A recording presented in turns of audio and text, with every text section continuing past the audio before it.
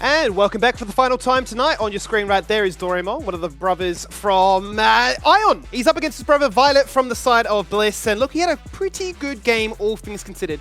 Kept Biopanther in check, was able to land some pretty devastating slicing maelstroms, but it just wasn't enough, Tally, to edge out and get a win. Yeah, it just wasn't enough, unfortunately, but I still think there were good sides in life coming out of the Ion side there. I do want to see like the same sort of playstyle as a run back for them. I think it was a really good game plan. They just got, edged out a little bit in the micro situations, but as long as they, maybe replace a couple picks that they might have found uncomfortable in draft with, or maybe even ban away something that Bliss was a bit too strong on that game, we'll have to see as the draft comes up.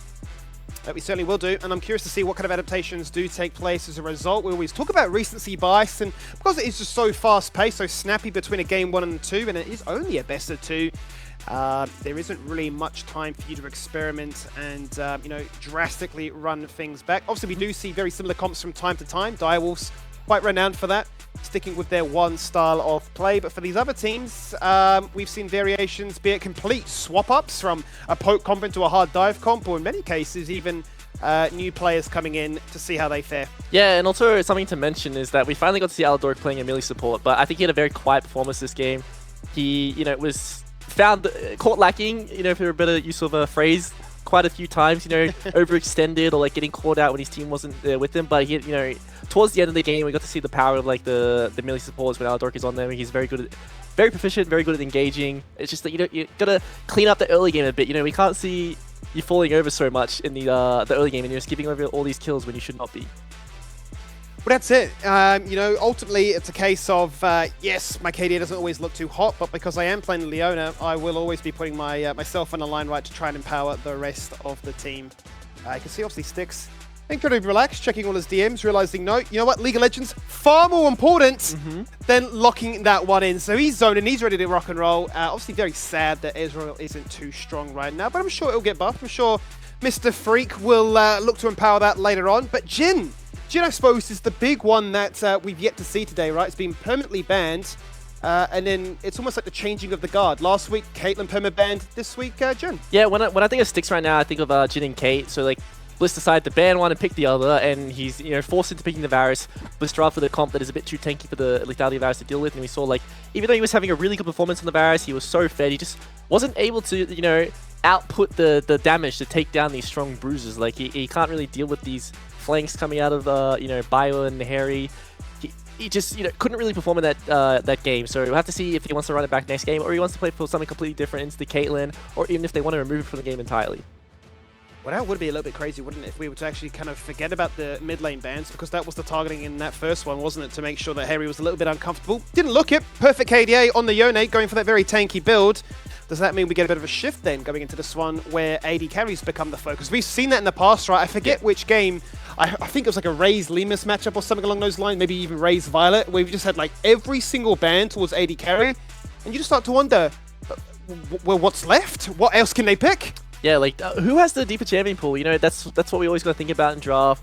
You don't really get to see, AD carries really get punished, because it's very rare you see, like, triple AD carry bans come out, or even 5 AD carry bans come out in the draft, but AD carries, they do have these niche picks that they don't really get to play, because they're always just forced to, Caitlyn's up, I gotta play Caitlyn. Jin's up, I gotta play Jhin, or it's just like Kai'Sa's Aya meta. Like, those are only 2 viable champs in the game, so we don't really get to see the Vaynes, the Samiras, because they're way too deep down in the champion pool, and there's a lot of scenarios for them to, little check boxes to tick before they become viable.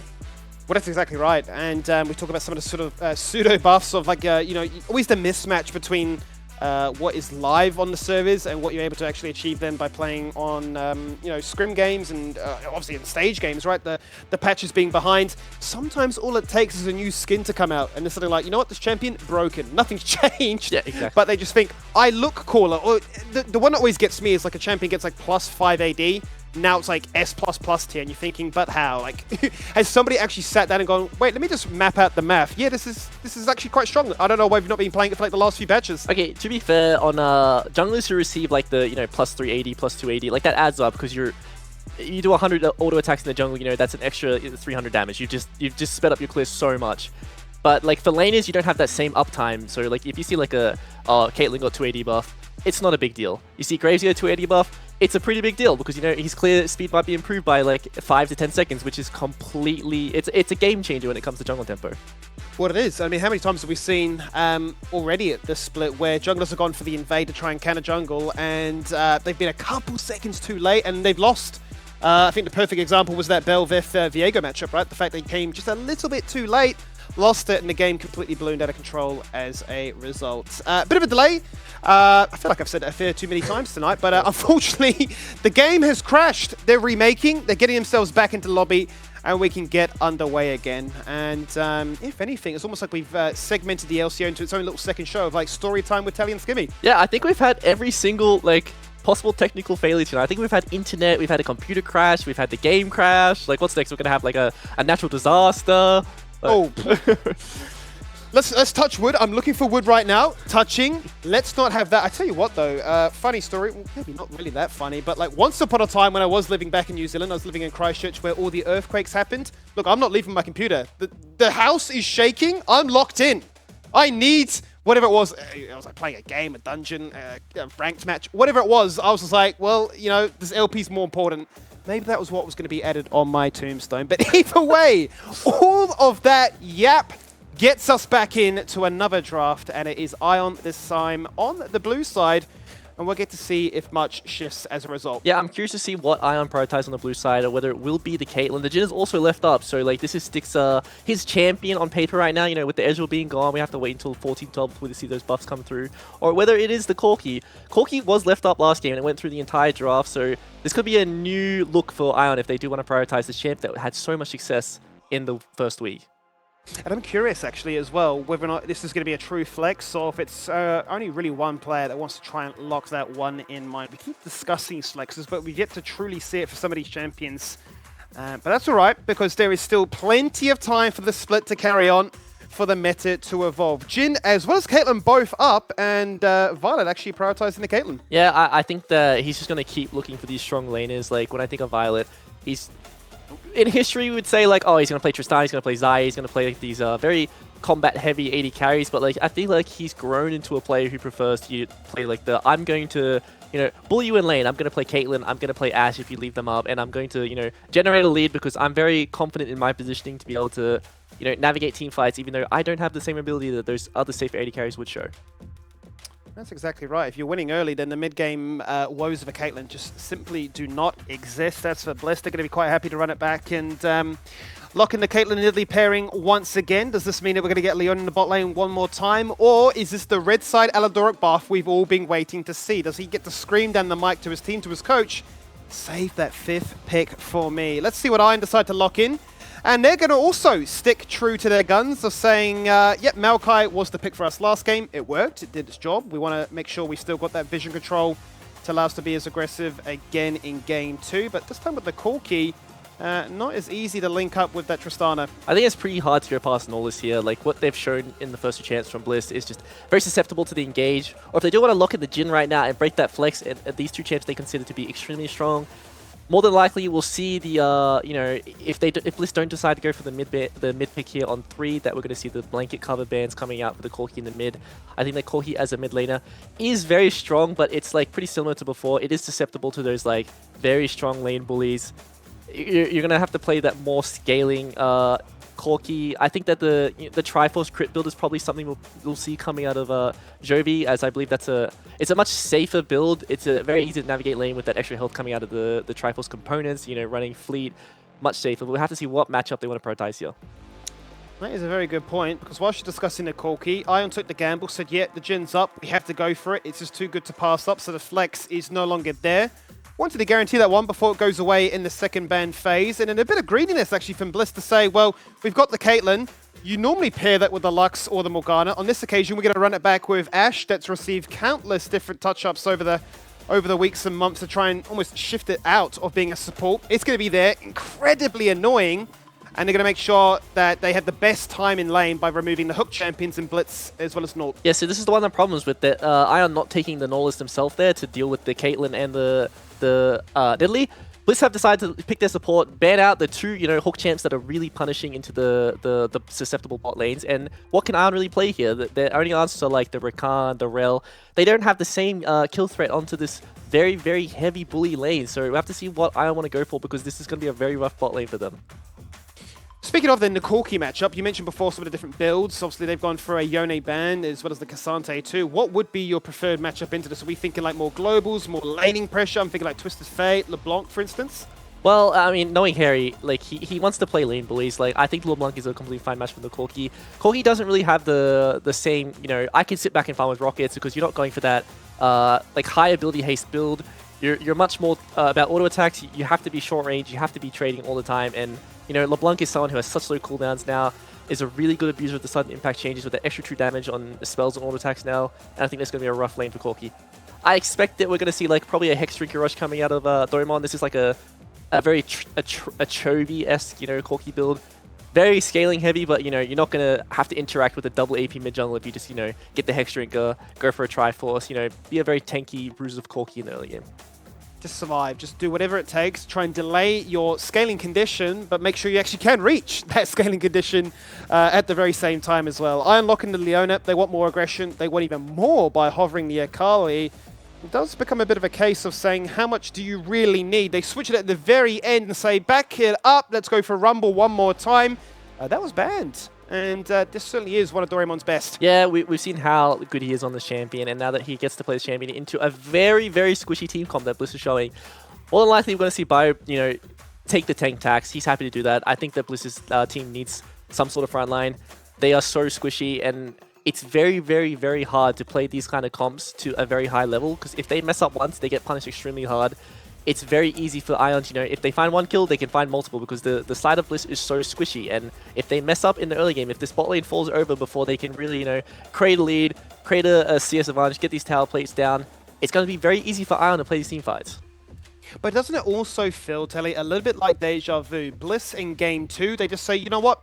Screw our comp, we're going for the squishiest team setup ever. I mean, that was the exact same situation last week. It was like, oh yeah, Vayne, Viego, Milio. Yeah, look, we have no true engage. It's really all about like the Ashe ults hitting or the Ornn, choo-choo train coming on through. But if we fall behind, we're screwed. But we just believe we're that much better that it never even comes into our mind. Yeah, well, this is the kind of confidence we want to see from a team that we consider one of our best rosters in the region. We want to see them, we played a different style last game, but we're going to do something completely different this game. We want all these teams to think about like how we're so flexible. We can play all these multiple play styles, and like if you guys can't deal with it, we're going to pull us out against you on game day, and we're going to farm all your plates pretty much. Basically, it's a very aggressive comp once again, and let's see if they have the ability to put it off, because Ion have said, well, if you're going to go for greed, we've got the answers to try and punish that. And let's see if the slip-ups occur in which Ion can flourish. Would be kind of crazy to close out week 2 with an Ion upset to keep them in discussion as to being this, dark horse gatekeeper that separates the top from the bottom. But as it stands, it really is Bliss looking to answer their critics and say, yeah, look, there's a few growing pains with new people joining the roster, but we can play comps like this because we just are that good. I think what we're seeing right now with the level 1 deploys could be an experience difference, because Bliss know that their bot lane is the most important thing in this game. It's really important that they get the control around bot lane, whether that's they're playing for a lane invade onto the red buff, they play for a 3v3, or they get lane control with vision. It's really important that this bot lane is able to play the game, whereas Ion, is going for a fan. So I feel like Bliss is going to run into the jungle here, set up with wards, and just, take away this red buff, split the map, and it's going to be very hard for Ion to re-enter this if they want to 5v5 or even, walk to lane. Let's see what their response is. Obviously, Styx has to show a great deal of respect and just instantly runs out of lane, but they will spot the 5-man stack of Bliss rotating past that chicken camp. They're going to clear it out. Zombie Wood replaces it, so they'll have their eyes in the skies as to knowing what Ion's next move would be. But will they themselves elect for a red buff trade? Because as it stands, Team Bliss are coming back to answer. Yeah, it doesn't look like Bliss want to go for the invade and split the map. They want to make sure that Collie is tracked, and they want to allow Kevin to be able to invade, because they have priority in so many lanes. Something also to note what they did level 1 there is they allowed Harry to get duet experience on the ward, which means he will level up to 2 on the first wave, and we'll see how long this level 1 fight goes for and if he's able to impact it. Let's see if he can actually get himself amongst it, because he's going to take the 1v1 into Chovy in that mid lane, whilst the rest of them still wrestle around. Top lane doesn't exist. That's how impactful the role is. They literally leave it and act like a second jungler. Not a single buff, nor a jungle camp has been taken, and we really are fighting for scraps here. Yeah, we'll have to see if Harry does level up here. I think he's 1 minion off 2. This could be the game changer for the skirmish that happens here, as they are still buying time. He doesn't get the level 2. They are walking in. Bio is going very low. Oh, he's burnt the flash, but one ult. Corki auto gets it done, and first blood is found there by Jovi. He gets himself out, he's dodged the vision, and he is just simply recalling the flame spitter onto Kevi, forces him away as well. And I don't believe it. Iron have just, wiped the floor with them. I think that Bliss's members might have been in range for Harry's experience there, and the reason why he didn't get 2 on those first 6 creeps was because his jungler top lane might have been a bit too close to his lane, and that was probably something they were playing for. Harry might have been communicating, guys, I'm going to get level 2 on this first wave because of the ward, and I can come clean up this fight. And like, that didn't happen. Bio went in a bit too aggressively and was just cleaned up, and we saw that Jovi finds level 2, is able to level the Valkyrie and just, find safety after getting first blood. He certainly was, and I think Aladoric so upset by their level 1 plays, he just disconnected from the game. He just left. I'm sick of you He'd guys. had enough. He's seen enough, so hopefully he's not too far away as to joining back in, but at least we now know that Aladoric was the problem, right? Oh, gosh. What a teammate, Telly. I mean, you mentioned before that he's always the player that will keep himself locked in and never sort of give up as, well, not give up, but like, lose that form to a degree as the split carries on. What else is it about him that just sort of makes him that natural winner? Because it seems like he can take these breaks, come right back in, and find success again. Yeah, that's probably one of the main things that, like, when I look at Violet, that he just grinds 24/7 all throughout the year. So that's why he's always in form. But Aladoric, go on vacations, go play other games, come back and still be the best support in our region. And I always find that very curious, like, how he does that. Something also to mention about what makes him strong is his voice in the game. I think that he has a very, very, very good shot caller voice. He knows what he needs, and he's always making sure that, like, whatever plan he needs to make, that everyone knows what's going on and everyone knows what role they need to fulfill. I'm always curious about that as well, right? The fact that, when you have an 80 carry partnership, if it has to be, constant spamming on comms as to, like, let's go for this trade and whatnot, or if you ever reach a point, and perhaps that is the case between, the pairing of Violet and Aladoric, where everything is so well understood. I know what you're looking to try and achieve, he knows what I'm trying to do, and that without anything being said, you're just, playing out the lane, going for those fights, and it's almost like robotic by that point. I think the bot lane dynamic should always be led by the support. Like, 80 carries, you have to, you have to CS, you have to harass, you have to avoid engage. Whereas supports, you're only worried about, like, oh, where are my engage angles? Like, how can I deny CS? Like, and you're only really, like, focusing on the map. You have more free time as the player who doesn't have to CS to look for angles, to know, like, as the player with the engage or with the poke, most of the time you're communicating, like, okay, I'm looking for a null hook now. When he goes for this minion, this is when I'll engage. Like, oh, I'm going to go ward, like, play safe. It's just, I feel like support leads a lot of the discussion in bot lane, and 80 carry most of the time doesn't really have a position to speak until we get to those later game team fights where, like, the game is all about who can output the most DPS and who can live in those fights. And obviously at that point you can be incredibly vocal, like, I'm incredibly strong, I'm on a spike, I'm at a breakpoint, whatever it may be, let's go for this fight, be it the Dragon, be it the Baron, or be it just a classic 5v5 in the lane. We're back into the game, so thank you for bearing with us. It's been a bit of a technical night where everything seems to be crashing around us, but that is the joy of an online production. So here we are, back in, 3 minutes into the game, first blood going the way of Ion as they went for that crazy double red buff little fight. And as you mentioned, maybe the proximity for Harry denying him of the level 2, which could have swung it in their favor. But let's see now how to look to try and bounce back from this one. It's almost like a case that Team Bliss need to be down to try and really go on their Sigma grind set and come back into it. Yeah, also something to mention with the Ashe pick is the Hawk shots coming out of Ashe is one of the reasons why it's so hard to play jungle into Ashe. Like, the constant map pressure that's coming out and being able to track the enemy jungle without even seeing where they are is such a big deal. We saw Aladoric shoot the Hawk shot up to the blue side of Coley, and we see that he's canceled swap, so they know where he is. So I don't think Harry will fall down here, but if he does, that's a big mistake. Yeah, he has fallen down, so unfortunately for them, that's the second kill going the way of Corki, and a champion that wants to scale is being spoon-fed so many resources so early on. And I mean, that's a pretty big boon to say that you've got the upper hand into a player like Harry. Yeah, I think that Jovi might feel comfortable, just skipping the Heshringer altogether now since he's so far ahead in his individual 1v1. There's not much pressure from a LeBlanc that's behind. The Nidalee is also really far behind in tempo, so it's very hard for him to find gank avenues. I feel like he can just go straight for the Triforce now, skip the Heshringer altogether and still be comfortable in this lane. Let's see if he does decide to go for that one. If he wants to, still be fairly respectful. Spear going out as they look to try and get a little bit aggressive in this bot lane, just biding their time. Fully aware, though, is that both supports, or rather both junglers, are in the area. And Kevy more so looking to try and be a nuisance whilst the bot lane of Iron is locked underneath the tower. They don't want to sacrifice the experience or the gold. And Kevy decides he doesn't want to go for the 1v1. Yeah, this is the one winning lane we're going to have for Bliss the entire game. Like, regardless of what's happening on the map, it's very, very hard to deal with double range AD carries as the Jhin, you know, as the Leona. If you don't find your jungler having gank pass to be able to, you know, go for a flank and engage on them, they're going to constantly harass you, constantly take plays, and we're going to see the CS lead go even bigger. Maybe a CS lead to be found in the jungle as well, as Kevy really didn't want to give up those chickens. He made sure that he could drag the LeBlanc across and completely bully out Coley, who had no assistance from Joby, very much keen to stick in lane and find an advantage with that Phage rush. Gonna go for a bit of a fight here. The spear is gonna connect, the pounce, the swipe, the damage delete. There it is! And maybe, just maybe, you're starting to second guess. Maybe I should have gone for that Hex Drinker after all. Yeah, so they do find the chain there. Harry does a nice gank, sets up the chain, and you know the max range spoons really execute is so much damage, even though he is behind. They are able to steal away the chickens. So, you know, Kevy is finding a bit of you know, some resources to get back into the game.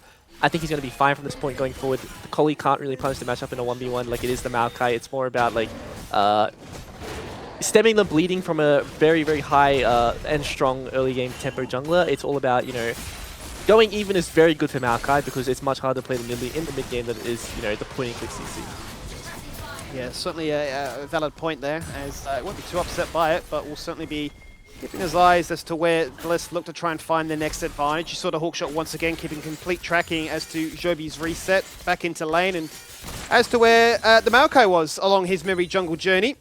But the mana is incredibly low here. It feels like Bliss have been trying to reset their bot lane for basically ever. Yeah, we'll have to see if Bliss want to prioritize the dragon or go for the grubs. We do see Coley already on the grub, so I assume they're going to go over completely. I would like to see Bliss stack these dragons and really abuse the fact that the Ion bot lane is going to be hugging their turret for pretty much the next 15 minutes of this game. I don't think we're going to see them leave unless Bliss, you know, mess up with their wave control, mess up with their tempo. I think, you know, the mid control coming out of Harry is still there, even though, you know, he fell down twice in the once in the early game, and, you know, was forced to recall from that level 1 skirmish. He was able to find himself a pretty sizable CS advantage despite falling on down. He's managed to make sure that the Corki isn't going to get a free pass in this game. I think it's a valid point also to touch on the top lane, right? The only tank being Biopanther. The matchup into the Rumble, also we know just how lane dominant the Rumble is, but is there a certain break point that the Rumble needs to hit, or is it a case of like, Ornn is just cruising, he knows he doesn't need to do anything too crazy, as long as he hits ornaments, his team is strong, they'll get buffed up further. I mean, it's not so much like Ornn is cruising, I think Bio is cruising. He's been in this matchup like many, many times. Even though he did fall down in the early game, like he's still comfortable to just, you know, go down a couple CS because of a bad matchup. Maybe the map is split and like he's being weak-sided, but he's just going to collect as much farm as he can, get as much experience as he can. It's very important on Ornn. You might see a lot of tanks like, oh, like I'm a tank, like I don't need farm, but Ornn is one of the most important champions to get experience on because you want to get access to those ornaments to the rest of your team and, you know, get that extra golden stats. Certainly all very valid points there, as the vision is not enough to deny the fact that Coley wants to force this fight. The deadly flourish missing may just be the critical moment in this one. Spear connects, Hex Flash getting zoned away, double range, really punishing that of the Leona, but instantly they turn their attention to Kevy and say, our cooldowns are back, our killer's there, there's in play back in. This time the flourish connects, and this time we're getting two. Now Aladoric, can you dodge one more? Yes, no, I think it's dead and done, and look at that stick saying, this is why I play Jhin. I've got a triple. Bio says I hate top lane. Let me just gank mid real quick. And this is why we see the Jhin being banned away from sticks. Even though like he did pick up all those kills there, I also want to give a shout out to Coley. This is what happens when you play these triple damage threat bot lane, like with the pairing with the jungler. You're so susceptible to being engaged on. We see the flash come out of Hex Flash. I assume the replay will come up and I'll be able to dive into it a bit further. But it was just a very, very nice show of like an initial engage coming out of Hex Flash, blowing the summoners out of Aladoric and Biot, and then a re-engage coming out of Coley.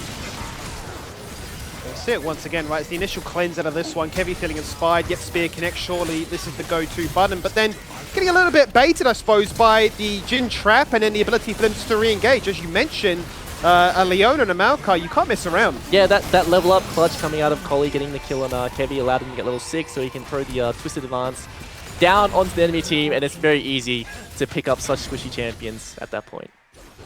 I mean, if any of those Jhin shots hit from the curtain, I mean, it's just a little bit too easy then to execute them thereafter. 3-0, returning to lane with the Shredded Dirk, as well as the BF Sword. And you're thinking, sure, Caitlyn's annoying, But a Jhin this strong this early on, I think it kind of allows you to tank the annoyance of Caitlyn Ashe. Yeah, I want to talk about like the dynamic of bot lane now because I feel like it's completely flipped on its head. Aladoric has access to no summoners, and if he goes anywhere near this Leona, he will explode. If Hexflash decides to throw out the Solar Flare and it lands on Aladoric, he is dead. If he walks near an E, he is dead. Violet still has access to the Flash, you know, he can play a bit up in lane as we see like Aladoric he's being a bit safer, always playing behind his AD carry and making sure that, you know, the guy with Flash is the one they want to aim for. And that's one of the kind of concerns, right, of this comp, I suppose, as a whole. Not just the bot laner team, Bliss, but based on how squishy it is.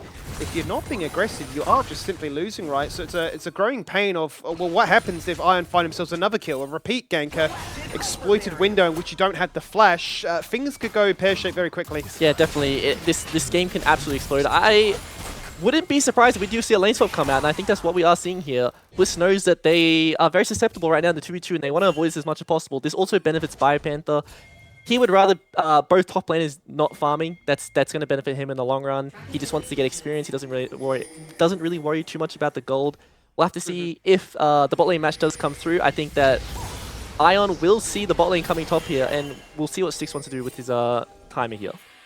Well, instantly pushes out the wave, then goes for a reset, or actually goes for a roam rather. Hexflash already one step ahead of him, already in the mid lane, making his way up to top side. And Shobi's the only person in the game with a completed item. All that early goals certainly helping him find a Trinity Force at the 10-minute mark. And everybody comes together, apart from Biopanther, to say, let's look at these grubs. Out goes the Maokai ult, look at a route in place as many members as possible. They'll find two.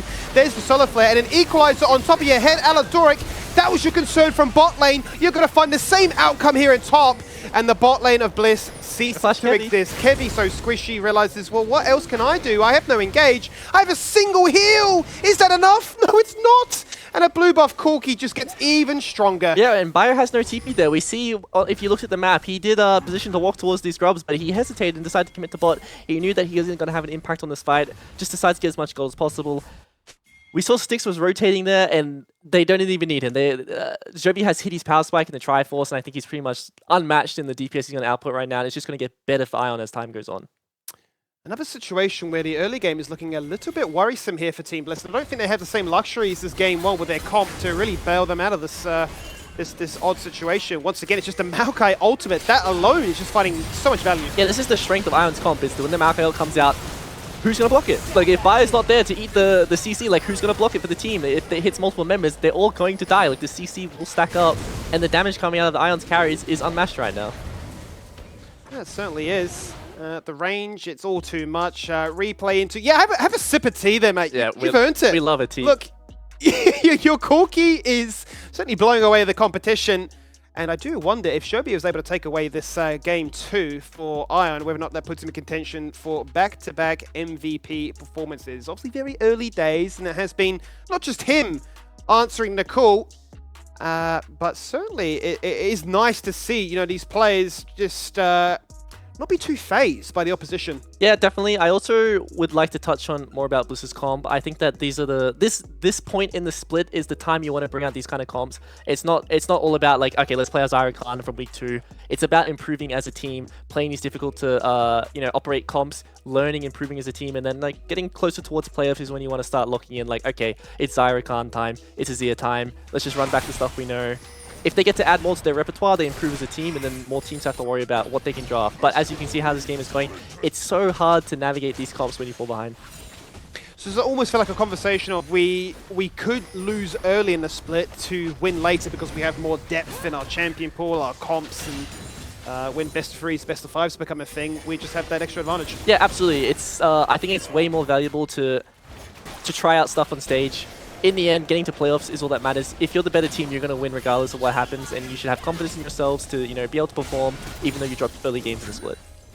I think you're probably the best voice to try and point that point out, right? Talking about the Peace run where they just clinched the playoff spot, then ending up to win the entire thing, right? So if you are simply better, you will prove it no matter who you are up against. Well, let's talk about some of the itemization. Hang on, maybe not, because Styx burns a cleanse, so maybe we can.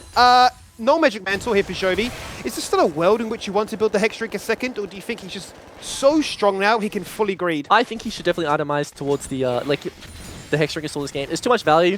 It's almost like a triple AP topside coming out of Bliss, and I think that's very hard to deal with. As the chain does land onto Joby, I don't know if he's respecting Kevy's damage here. Oh, the spear is there. Can Kevin get in range for the pounce? Oh, the solar flare just agonizingly too late. The turret's going to get the kill. The heal is simply not enough.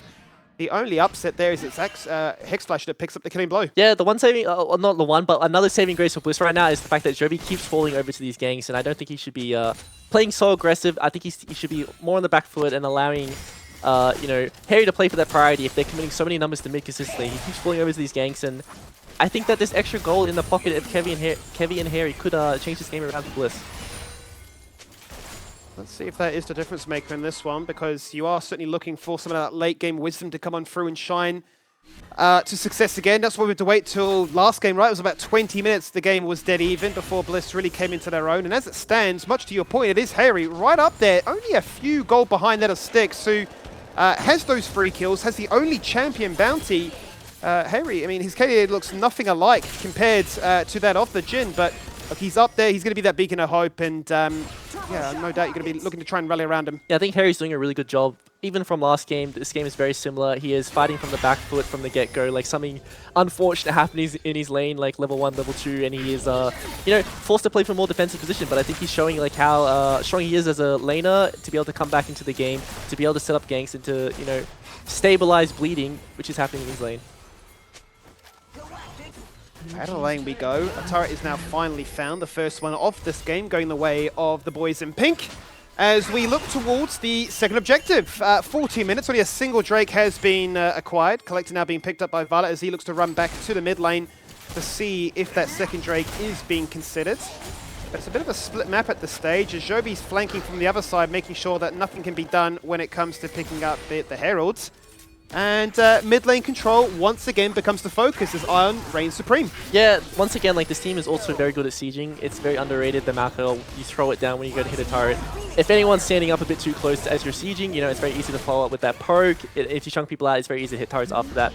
We are seeing a trade here, though. I think it's completely fine. We see the Dragon going over to Ion. I think they should prioritize, you know, that extra bit of scaling coming out of the stats you get from the Dragon. Jovi is happy to commit his TP to the side. I don't think we're going to see the you know, the dive coming out of Bliss, but if they are, we have the TP coming out of Doraemon with the equalizer, and I think that we'll do a pretty good job at being a blanket for the pressure that could come out over there. They certainly have enough CC, right, don't they, to make sure that equalizer does find some staying power. There is the ult from the Caitlyn. Aladoric still holding on to his Enchanted Crystal Arrow. Out comes the Ornhorn. They make sure that really there is no way to run or hide. There's an Ash Arrow to your face! And Kevy is the recipient of only their 4th kill in game 2. Doraemon TP's in. Forget the objective. I need to win top lane. Let's shred down Bio, but he doesn't get him. Bio, the only tank, lives for what feels like an eternity. Doraemon TP's into his demise, and Harry has nothing left in the tank. There is the Zenith Blade. There is the pickup. And there is just so much carnage where I feel like there's always one member from Bliss saying, I will never engage. You can have your craziness, I'll just keep split pushing. Yeah, we see Zrobi trading a bit too aggressively on the weak side, you know, blows his Valkyrie, and that puts him very susceptible to the engage coming out of Bio, and he throws down the Ornal. Very easy kill to pick up. We do see Violet rotating up to collapse onto Styx here. He does have access to the flash though, and Makai is still around, so this will be a 3v3. There is the TP from Bio, we might see it come through onto the ward. Let's see if he does decide to do it. Right on the money you are, as he does do it to cut off their escape avenues. They turn their attention on towards Aladoric, but Hexflash is not going to be able to find much more than just that. They actually leave Aladoric. He's going to get soloed by Leona. Would you believe it? In the end, they find enough damage onto Styx to claim his bounty, to turn things around, to deny Hexflash of the kill onto the Ashe. And Team Bliss, bit by bit, are clawing their way back in. Yeah, these are just the little things you have to keep thinking about. Like, are we tracking TPs? Like, do they have wards behind us? Because Bliss is a very veteran-heavy team. They're going to know about these TP flanks and how to get back into games from positions where they really shouldn't be able to. They have done the unthinkable, and what was a healthy 2k lead and some for Ion has come unstuck. It's Team Bliss back with the gold lead again, and this is Jovi in a situation of like, well, how do you escape this? Everybody's CC coming right at you. Yeah, and we also see the TP coming through from Doraemon. I think this is a very nice flash coming out of Doraemon to dodge the distortion coming out of Harry, but then a nice flash coming out of Harry to hit the chain here on the end. So he finds the kill, but you know, Harry's no distortions, no flash, gets hit by the Makai CC, and that's what I'm talking about. When you get locked down, you cannot move anymore, and this is how I expect most fights to go. We'll have to see if this throw that Ion has done on the top side is going to equal a bigger lead for Bliss. I think that the game state is in a much more favorable position for Bliss now. I would say it's, you know, even though they have the gold lead right now, I would say it's even because of just how the comps function, just how it's easier for Ion to navigate these team fights. Let's see if they can find themselves another winning team fight, because the last few have definitely gone against them, despite how strong they have been. They're going to be hoping that it works in their favor and all these TP shenanigans can calm down for the meantime, because they are all on cooldown. So mid lane once again becomes that highway to success. Level 12 then for the all, not too far away from providing ornaments for the rest of the squad, and that mid to late game truly then comes into effect. Bio going to take a 1v1 up against Jovi, realizes, hang on a minute, I'm now surrounded by 3 members. This is not fair, hits him with the combo, and Jovi gets away on literally 0 HP, 20 as we toggle over to him now. Nearly the Titan tank player gets it done. Teammate, this is a review point. I've seen way too many Caitlyn ults go through teams and hit targets they should not be hitting, as Hex Splash doesn't get caught here. He doesn't have flash, so more than likely, he is going to go down as he does. So, bye-bye. Put out of position. Unfortunate. But yeah, once again, these Caitlyn ults keep hitting targets where they really shouldn't. We keep hitting the pause button when we shouldn't as well. I don't know what is going on. Look, we'll have to speak to the players after this one to get a little bit of comms as to what is taking place tonight. But it just feels like every 5 minutes, it's almost like we're topping up our internet cafe time. Oh, sorry guys, I've run out of time. Like, pause the scrim set. We cannot continue until I've gone to the front counter. But either way, this game, this series, I suppose, right? It's up and down. It really is hard to call, and I think if you're a viewer, if you're a fan of either side, you yourself are also just sitting on the edge wondering, it's not over till it's over. I mean, there's nothing really else to say about this one. It's just so over the show. It's so chaotic. Even the players are probably like, yeah, run it back. This time we win. Yeah, true has never been spoken. It's never over until it's over, Skimmy. But I think we're seeing the same story as game one. We see Arn get a lead early game. They seem to have like the better comp, the easier to navigate around the map in teamfights comp. But Bliss is just out expertising them in the mid game, finding picks, finding TP flanks, out microing them in team fights. Even though with comps that are just harder to play in these niche scenarios where like it's about micro edging out people. I think that it's just really nice to see Bliss, constantly playing aggressive even though they are behind in these positions and finding wins when they really shouldn't. You mentioned reviews before. Do you feel like this is a situation where both teams almost feel a little bit unsatisfied with the outcome, even if it is a perfect 2-0 here for Team Bliss? I'm sure both have a lot to review and look back on and think, why was it so difficult? And then for Ion's side, why weren't we able to utilize the lead we had to actually, take away a game? Yeah, absolutely. Regardless of a game in League of Legends, there's always something to take away. Even if you believe you had the cleanest game of your life, there's no way you can play perfect League of Legends for, the entirety of the game. There's always a mistake you can review, there's always something you can improve on, and that's what makes really good players. So even if Bliss do take away the 2-0 here, it's really important to go back to the, review as a team and talk about okay, why do we keep having issues in the early game? We should, on paper, be the better team in laning phase, but we keep falling behind.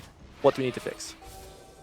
It is all very valid and interesting points to discuss, but as it stands, obviously they've got to keep themselves plugged in for the meantime, because we're just about to hit that 20-minute mark. Double objective spawning with the Baron and the third Dragon not too far away. You can already see it, the 2-item spike with double AD carries with identical builds. It's a lot of damage to try and get through, and if you don't deny them, then they get to continue running you down. A rogue Ash Arrow comes out, and then for sure, you're guaranteed dead. Yeah, this is one of the strengths of the Bliss comp. Ion wants to be able to contest these objectives, but they are split on the map. We see Knuckles showing a bot side, so they have this long range engage coming with the Ash Arrow, the LeBlanc double distortion, where they can just blow up people from 5 screens away, and they do decide to go for the Baron, but I do think Ion can still contest this. There is the wall of not only the Caitlyn traps, but the Nidalee traps as well, as they look to try and cut off the engage angles that Iron can look towards. Full of a Forge God comes out, Bio jumps in, looks to try and tank up as many people as possible, but 2-man Solar Flare locks in place the squishy members. The Bliss, the Baron has to be reset, Aladork has to flash away, Cole Lee far too overextended, and his backline is simply getting preyed upon. They continue, Hex Flash hunting, CC weaving, but unable to find the kill that his team so sorely needs to stick around in this fight. They are losing it, Tally. And they are getting aced. Yeah, that's just the, alright guys, we found the pick, let's go to Baron. When they come in, let's play for the turn. Bio throws out a really nice call to Forge God, sets up his E really nicely. We see Styx walk right into melee range, as we see in the replay here. Harry's playing for the flank, so he's always, threatening the team. We see Bio set up his Q here. And then Styx, who feels like he's a bit safe because the Blanc doesn't have distortion, gets knocked up into the air by Bio, which means he has to flash. And, Violet finds that headshot, and he's gone. He's going forward for the rest of the team. And Violet is playing like an assassin here, and he's still living. I mean, look at that. He's just copying a Nidalee Hill. It's like, I don't care where I am. As long as I have uptime, we simply win. But it's almost comical to watch the replay there for Styx, because at the start he has to show so much restraint. Okay, dodge the spear, dodge that angle, protect myself from the flanking LeBlanc. Okay, I can go in. No, I'm going to die to a tank of all people that forces me to flash away with that brittle proc. And once again, speaking of Styx, he's got to dodge even more again, right? I mean, this is a brutal affair. Yeah, there's just nukes coming out of the sky. I don't think we're ever going to see the Asher really hit onto Jin. Jin is a very mobile champion, especially like if you have uptime to be able to auto minions and really abuse the move speed you get from a critical strike. I do think, you know, the Rumble is very susceptible to getting picked by the Asher into the LeBlanc combo. I just think Bliss's comp in the mid game, since they're not behind, is very easy to, you know, navigate, because they just throw out ults. If something lands, they commit. If not, they go back to farming. And they're pretty comfy in the individual 1v1s at this point. There's not too much of a threat coming out of the solo lanes from Ion, since Corki's gone for a much more defensive build. He's going to come online much later, but he will still be a threat if they do hit that point in the game. Absolutely, and I'm sure Team Bliss are kind of like laughing to the bank the fact that, you know, early game went a little bit rough.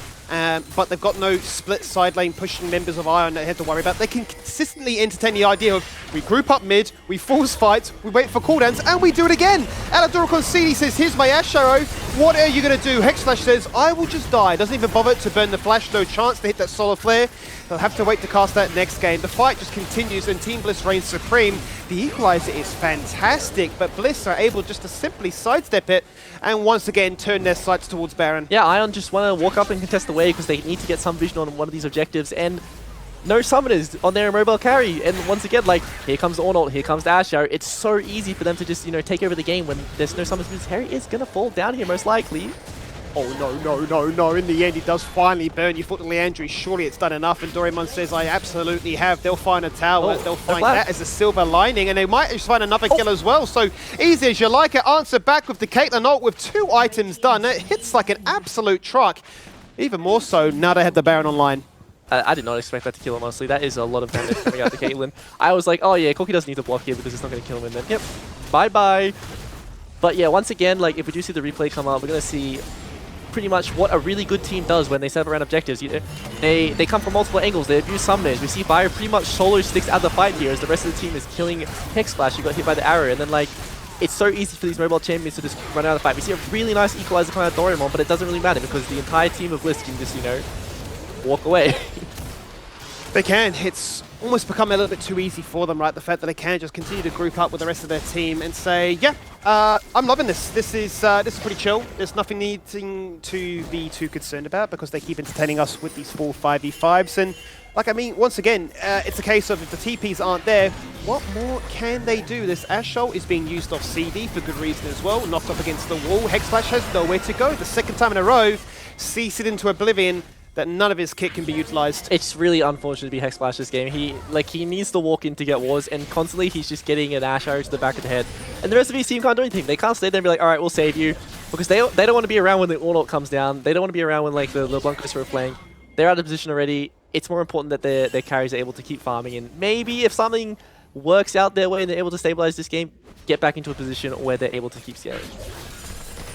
Let's see if scaling becomes their best friend of what will be their inevitable demise, because they're about to be 5,000 gold down. Nature's Grass comes out here to try and lock in place as many people as possible. Cole Lee realizes that I am very squishy. TPs, flashes back into the lane and uses his teammates as a bit of Kevlar to block that skill shot. But look, they've drawn their line in the sand. The equalizer has been burnt. And I think now their ability to try and prevent this wave from crashing is definitely gone. Yeah, I think this is going to be easy sieging now for Bliss. All the resources came out of Ion. They don't have any more tools to engage. Besides the solar flare, they do want to throw that. But Violet has the, has the cleanse. Harry has the distortion. It's very hard to lock down the major targets they need to get on right now. Violet being an absolute weapon there, tanking up the world and more, allowing the rest of the squishy members behind him just to keep doing damage to that turret. The base has now been broken. And the ability for them to look at taking an inhibitor would certainly be there for them to go for, as Harry's forced to flash out. Ooh, distortion. I mean, there you go. It's not enough, unfortunately for him. The arrow goes completely wide. Violet finds another kill. Oh, nearly gets Styx on the tail end there, but with another wave crashing. But with members having been lost, I think Team Bliss have to lick their wounds and say that was a job well done. But Doraemon wants to get his brother, and he does that so flashing with the flamethrower active. And it's still not done, Tally. Jovi wants more. he feels a little bit tank with that Mortius. And with the double blue trinket being propped, they have the vision. They're hoping that the blast cone doesn't get them out to safety. But that it certainly does. Yeah, a little consolation prize for Ion on the exit there. A lot of Bliss members go down. A lot of gold going on to Sticks. He does have the damage. It's going to be very scary for Harry to start distortioning in. Because if he does cop one of those orders to the head, it's going to do a lot of damage to him. He's a very squishy champion. He is able to blow up anyone on the map, but he's also able to be blown up by a lot of these champions. Corky still hasn't found access to the, the major items he needs to be able to take over this game, like in the double crit items from the IE and another heal item. I think that the rest of the Ion roster is pretty much online when it comes to, having the right items now, but we're seeing those ornaments come through. We see the Leandro's completed, I think it's the Molten Edge for the Infinity Edge upgrade on the Orn item. Couldn't remember what the Leandro's one is, but, we're seeing them starting to come through, so it just, extra gold coming through thanks to, the ornaments coming out of Orn. And we always sort of quantify that as like maybe 1,000, 1,500, sometimes even 2,000 gold worth of value being just freely picked up as a result of that one, right? So being up by 5k, as the game says, is a lot of damage with that upgrade, meaning that Sticks should feel safe, but really, really needs somebody to body block that one. Yeah, this Caitlyn ult really hurts, and I don't know why. I don't remember them buffing in a very long time, but it seems to do a lot more damage than the Caitlyn's that I play with in solo queue. Maybe that's just a bit better at the champion, but we do see Eldork has access to the Enchanted Crystal Hour right now, and he hasn't had that one off cooldown for a very long time. He keeps throwing that as soon as possible, so we have to see if he does want to throw it out onto Styx, onto Doraemon, maybe try to get a summoner since his team isn't around to follow up right now.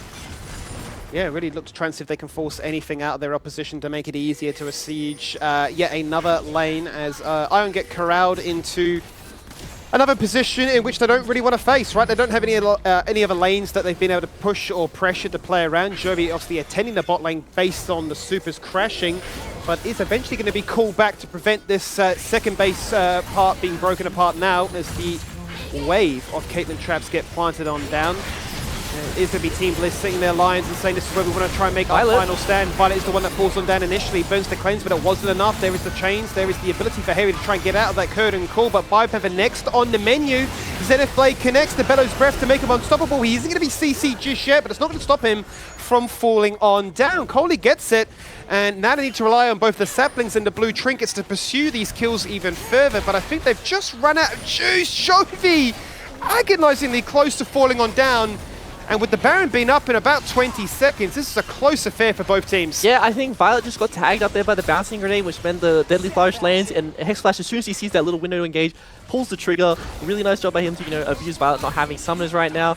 They finally find a window to, get some advantage back on the map. I want to see if they're able to, push out these waves, get some control. If they do want to contest this Baron, as we do go into the replay, I want to see what it was that tagged up Violet. I think it was the bouncing grenade, yeah, as we see here, into the Deadly Flourish, which means, he has to blow cleanse instantly, but he has no flash. And once the grenades on top of you like this, it's so hard to navigate these fights. And the DPS coming out of Ion right now is insane. It is certainly insane. They are feeling very much inspired by the damage that they have when given a chance to utilize it, and I certainly think we are hopefully working towards another Baron attempt. There we go, indeed. So Bliss, having started up already, wondering what the deploy is from Ion. Doraemon's equalizer about 5 seconds away, but on this occasion, 5 seconds too late. Ace in the hole to start things off. Jovi already down to 60%. And Harry looking to try and lock in sight yet another target with those chains. And the equalizer being dropped there. Same with the Solar Flare, hitting literally nothing. Bio soaks it up, says, that's all right. I've got a Nidalee that pocket heals me from behind. I think Iron have chucked everything out, but are going to be a bit upset they hit nothing.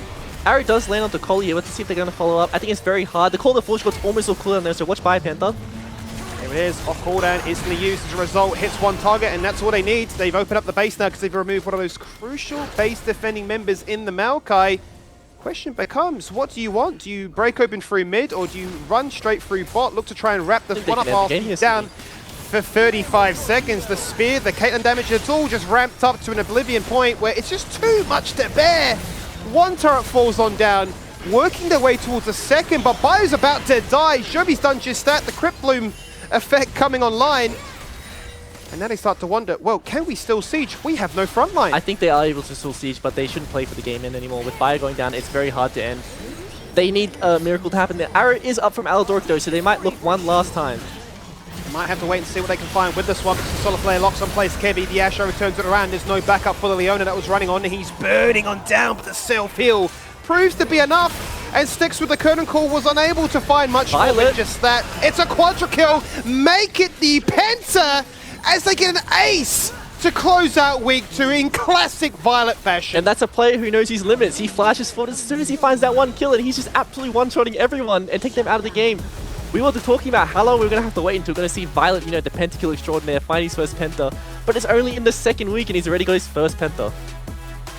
Leans back, stretches, he's got the jacket on, he's feeling warm, he's feeling inspired. He gets himself a pentakill. Not only is that sweet in isolation, but to do it against your brother where you can run downstairs and rub it in his face thereafter and say, you know, stick to your team, buddy. I'll be still the king of this household. What a feeling and what a performance. Ultimately, some concerns for Bliss in that series, but they do close it out with a perfect 2-0. We'll jump to a break, and when we return, we can break down all the action we saw in this week.